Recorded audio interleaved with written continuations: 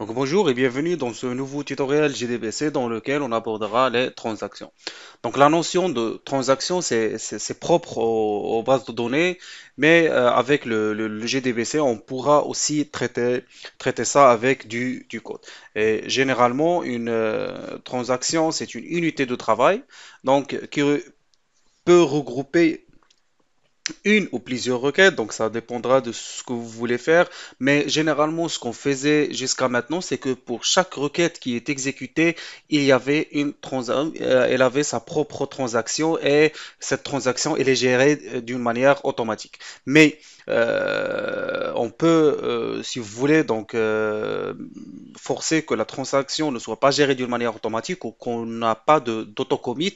Dans ce cas-là, on pourra avoir un certain nombre de transactions, par exemple un insert, après un delete, après un update si vous voulez, après un autre insert, tout ce que vous voulez. Donc ça, ce sont un ensemble de requêtes. Et à la fin de l'exécution de toutes ces requêtes-là, on pourrait faire un commit. Donc si on fait un commit, c'est que tous les changements qu'on avait fait à l'aide de ces requêtes-là seront abordés ou bien seront validés au niveau de la base de données, comme on peut faire un rollback pour dire que tous ces changements-là ne doivent pas être pris en compte au cas où une de ces requêtes avait échoué ou bien il y avait un problème lors de l'exécution d'une de certaines requêtes. Donc cette méthode-là peut s'avérer utile dans certaines conditions ou bien pour travailler avec certains systèmes, mais notez bien que ce qu'on avait fait jusqu'à maintenant, c'est que pour chaque requête qu'on exécutait, déjà le GDBC par défaut, donc c'est en auto-commit, c'est-à-dire pour chaque requête à part, on a une session de transaction qui est exécutée et une fois la requête exécutée, il y a le commit qui s'exécute automatiquement après cette requête-là.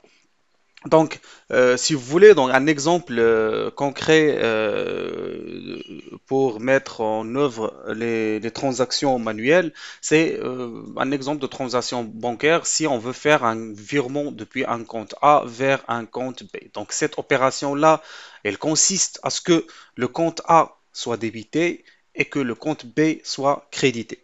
Et du coup, donc si l'une de ces deux opérations donc échoue, et que on a le mode autocommit, alors la réalisation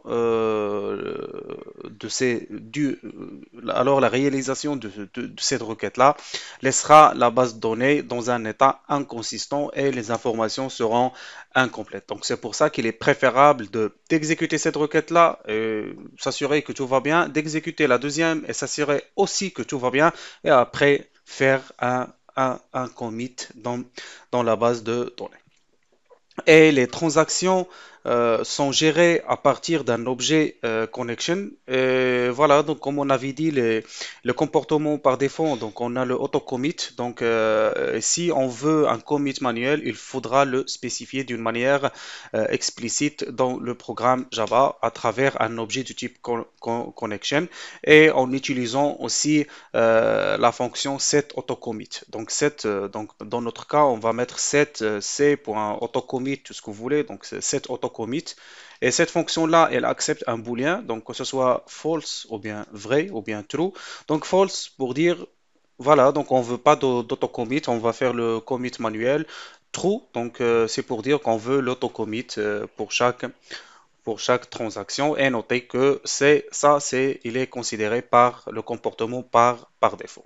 Et si on spécifie l'autocommit à faux, donc on pourra utiliser la fonction commit toujours de la classe connection pour valider les changements au niveau de la base de données, ou bien faire appel à la fonction rollback pour annuler tous les changements qu'on avait fait.